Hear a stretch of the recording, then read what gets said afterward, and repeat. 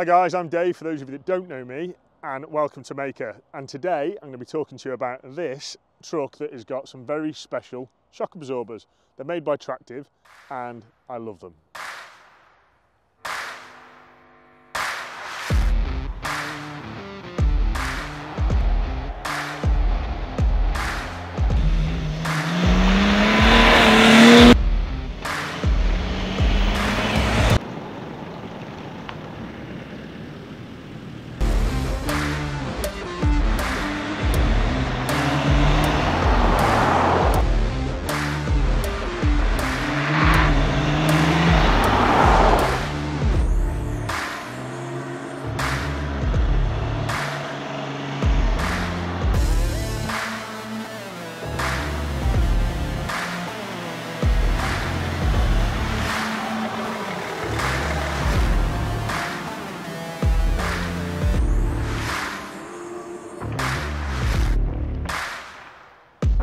So the TracTive Suspension, I've been trying to think of a name to basically consolidate what it does, and I want to say it kind of does it all. So I've been using this vehicle every day for work, and what I've noticed so where I live is around country lanes, potholes galore like everywhere of England right now, and I've been playing about the suspension, I've been playing about the pitch, I've been playing about with the front, the rear shock settings, and I found that if I give the rear a little bit more than the front, I stop that kangarooing that 90s suffer with a lot. And just then, as you see in these videos, we've been playing like slalom with the 90, and we all know Defenders aren't the best handling cars, but they can be improved dramatically. And you can fit big anti-roll bars, which this car has got. It's got big front, big rear. And I want that feedback. I also want to feel the road, if you like. So this car has given me confidence to throw it into a corner at, say, 60, 70 miles an hour. And I'll go around it and I won't feel like I'm in a boat, if that makes sense. Please like and subscribe, because I know many of you are watching and not subscribing, and that really annoys me. So TracTive for me, I want to introduce this, guys, as in, I found this bit of kit. To give you an example this week, so when I've been on, let's say, everyday driving up and down normal roads that are comfortable, sweeping bends, etc., I've been in mode 5. So mode 5 is this. So you see there? So I'm not maxed out on anything. I've got a lot of pitch left. I've got a little bit of roll left. I'm quite a fast, aggressive driver myself. And what I've done here, so I give it a little bit more on the front, and I give it a little bit more on the rear. So you can change these on the fly, and then you can do things like hold down this, and it saves. And what I've liked about this, so if you drop back out of this, I'm just getting to grips with this, guys, myself, you can go on to 4, and we'll look what I've done in mode 4. So I've got more on the rear, less on the front. And we'll take this to a drive now. And what I found this is better on is like country roads. So if you have pitch on max, the car just has no give. It's basically, 1 second and I'll show you. It's hard, guys, to portray this onto a video without having camber meters, I guess, on the car.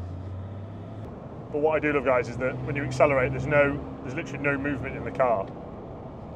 Most 90s with the soft suspension, the back will squat and you'll have that reared up, approach and accelerate. And what I also like is there's none of that. Like now, I'll go for a tight left. As you swing it in, guys, you almost feel like the front right shock holding you up. But it almost gives me the technology feel of my Discovery 5, where I go into a bend, and where you normally, like, let's say, pack your left butt cheek up thinking, I'm going to lean now and do this. It doesn't do it anymore, and there's none of this leaning on the cubby box thinking I'm going to roll around the Defender. It just takes it. What I like the most is, I'll show you in a second. So if I was to go to standstill, remember, guys, you shouldn't play with buttons when you're driving along. So if you look at this, Ben. So if you look here, so on the fly, I can literally go to, let's say, mode 2.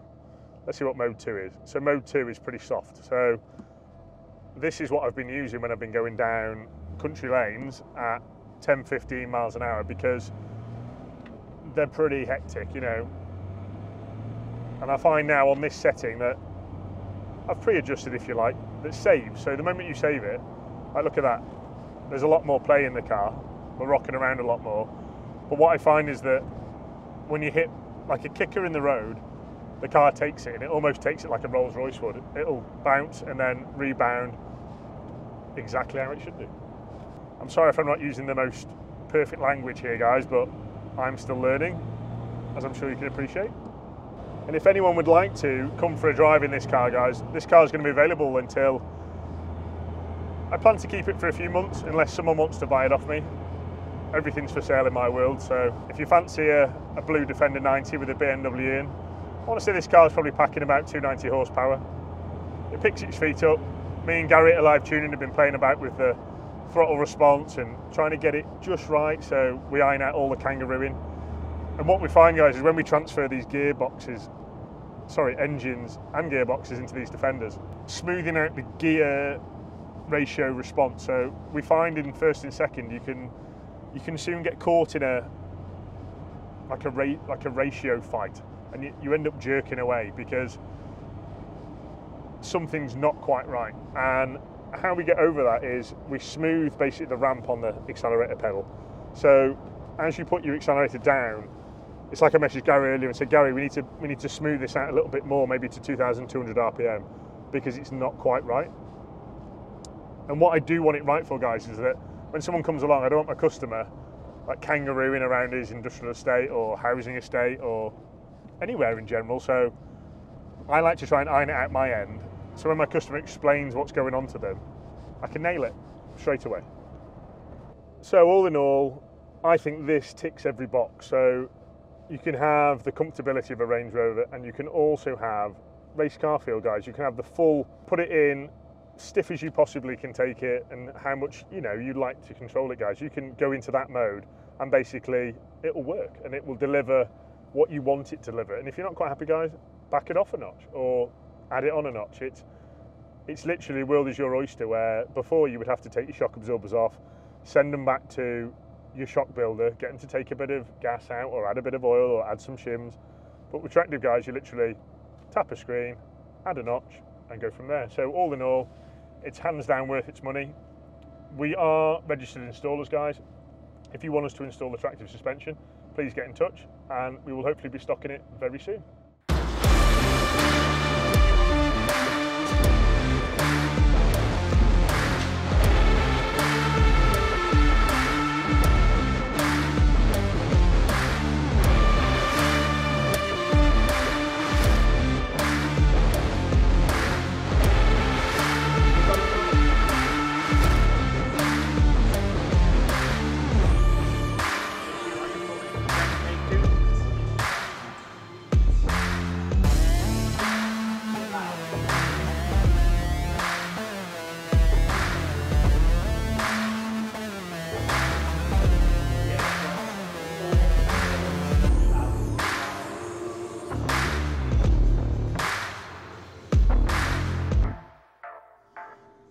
So Project Precious has been testing us today. So Darren and Ed have gone through sensor after sensor, fuel rail sensors, fuel pressure solenoids, you name it. And we think what we found out today was the main thing that was wrong. There was just an airlock in the fuel system. But everything is brand new on this car. Every single solenoid is brand new. Every single sensor is brand new. Coolant kit's new. Engine's new. The loom is brand new, so we're pointing fingers at things that we've seen in the past, but every day's a school day. So Darren decided to put a bit of resistance on the return line, and hey presto, it fired up and it burst into life. This is our gigantic Overland fuel tank, and what we've designed here, guys, this is the Dakota sender. So this is a Dakota unit, so you get accurate readings on your gauge, and we've used every single bit of space, as you can see there. That tank is snug. If you look under there, you see where we squeeze the extra capacity out of it. I think this tank was 15 litres off the top of my head, but don't quote me on that. I'll have to go back to the drawing board. And the body went on late last week, and the guys are just working on the heater pipes for the cab at the moment. So the Puma 130 that we've given, what should I say, a new lease of life. So this 130 had been wax sealed for an inch of its life. And those of you that know me know I absolutely hate wax oil with a passion, and this is living proof. So somebody literally bundled all the holes up and basically turned the inside of the chassis into a tank that was full of salt water and rotting debris. And under here on the cross members, those who know Defender chassis, All the bottoms of the front outriggers, totally rotten. We've never seen a Puma this rotten. But anyway, we've done some repairs. We've basically welded in some new 3mm sections where it was corroded and give this Defender a new lease of life. And if you look up there, we've gone full laser on this beast. I'll show you those. Yeah. How pimp are those?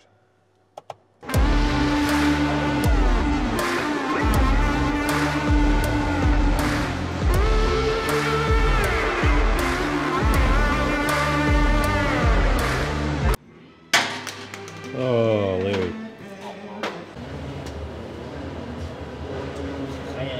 Hello.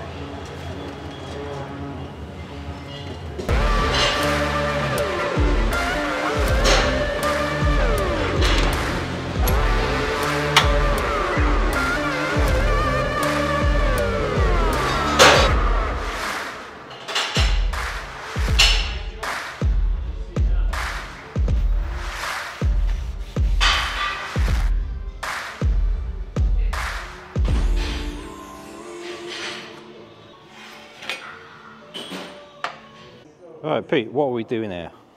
Big battery tray today. If you see down there, there's 4 massive batteries, very powerful, very expensive as well. So we need a tray that's going to be strong enough to hold them all down safely to go in the back of there, basically, where the back seats used to be.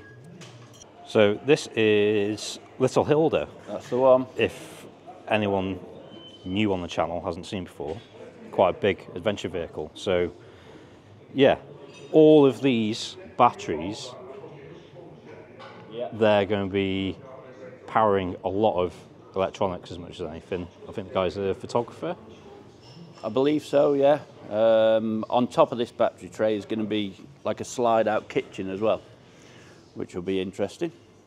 And this is all in the back of the Landrover itself. Yep, yep. Going to be a lovely bit of kit.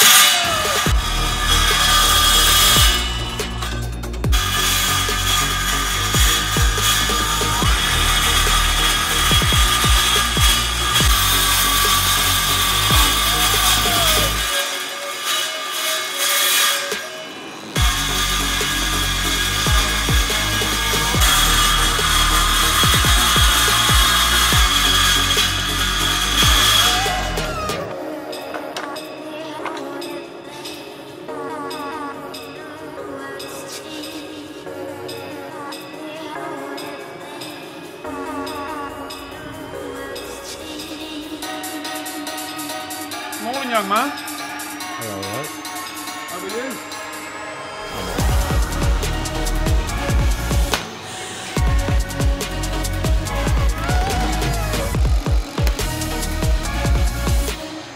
What are we up to, John? Well, this morning I'm knocking up 3 batches of LT1 engine mounts to go on the shelf. There's a range of parts that Dave sells as well, and these are one of them to customers and that, if you know. So I'm just knocking up a few batches because we're getting a bit low. Like making us up to a set of a size here. I think that's the horn.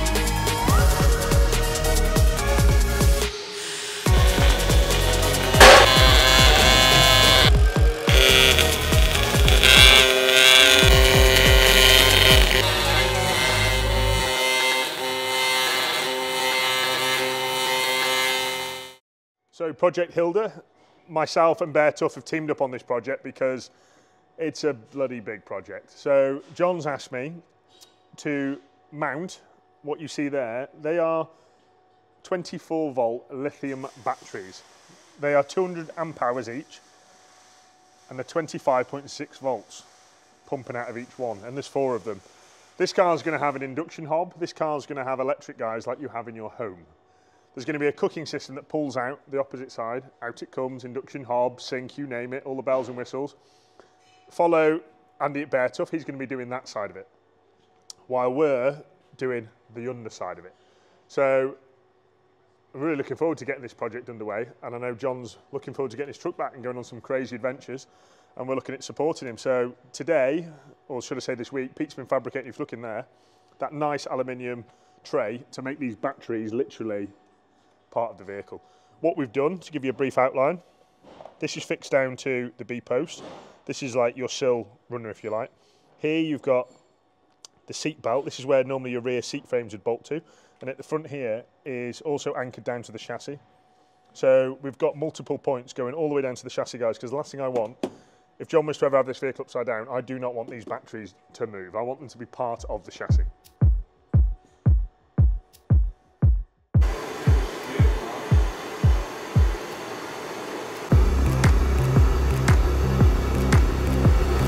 What's the word? Crusty.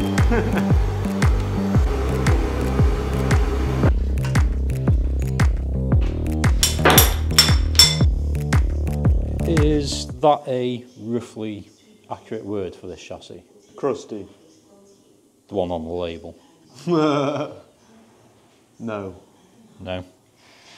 Will be after it leaves here though. So before it leaves here, what's going to happen to it?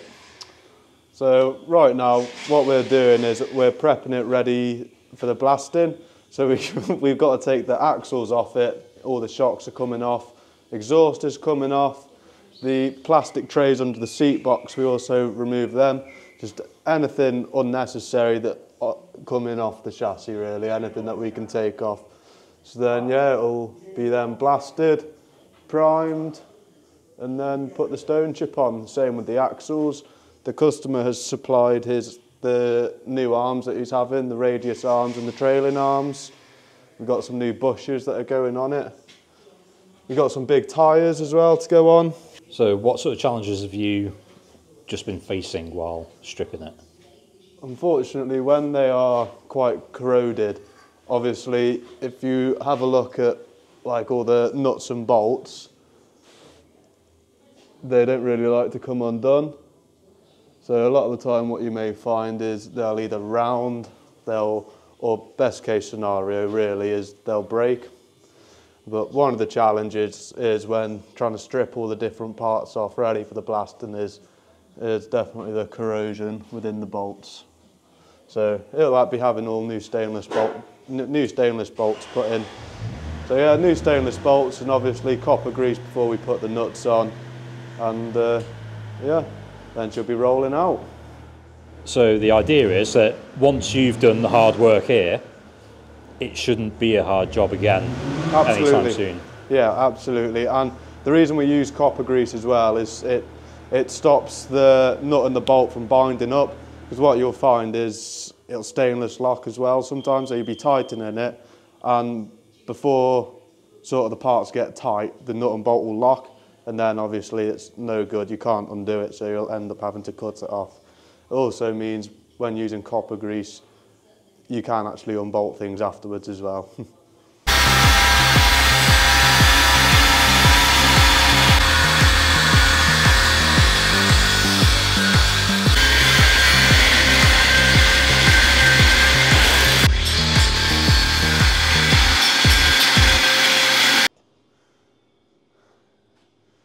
So welcome to Bruno's Beach.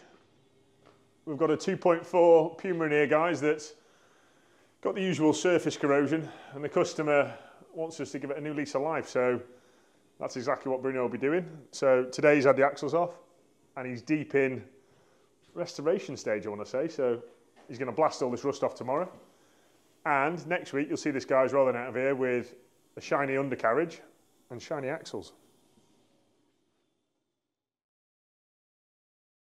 this is the Tomb Raider 110. In here, guys, we've installed an LT1 into the Tomb Raider. And John said to me, he goes, I want the best of both, Dave. He said, I want to be able to give this some beans and I want to be able to tootle along. And the must was, he must be able to tow a trailer, because he is part of like the shooting fraternity and the guys that like blasting birds out the sky.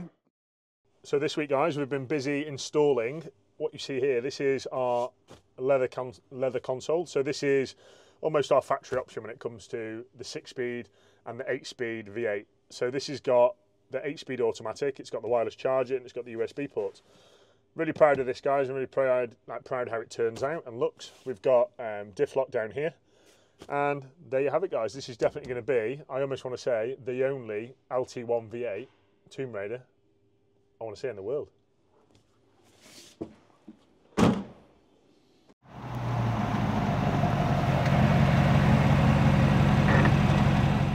So guys, we've got a very nice Defender 110 for sale. This LT1 8-speed automatic.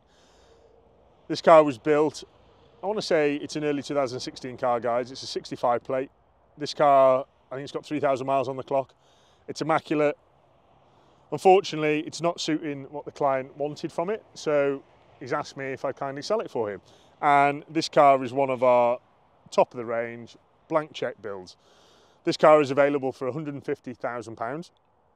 There's no VAT on this car, guys, so in my opinion, it is an absolute bargain. My client spent well over that, including buying the vehicle. So this started life as an immaculate 110 XS, all the bells and whistles, heated seats, you name it. And then he brought it to us, and we've gone the full hog inside. So Alcantara and soft leather seats, Alcantara dash, second row install. This has got an interior roll cage. And if you look inside the wheels, this has got the biggest brakes that you can possibly fit on a Defender. They are gigantic, guys. We've literally gone with, these are the stainless steel side impact protection side rails. We've got those. This has got a full quad exhaust system, guys. The exhaust on this is probably one of the best exhausts we've ever made. It's one hell of a system, and let me just fire it up for you, because I think that will sell it to you.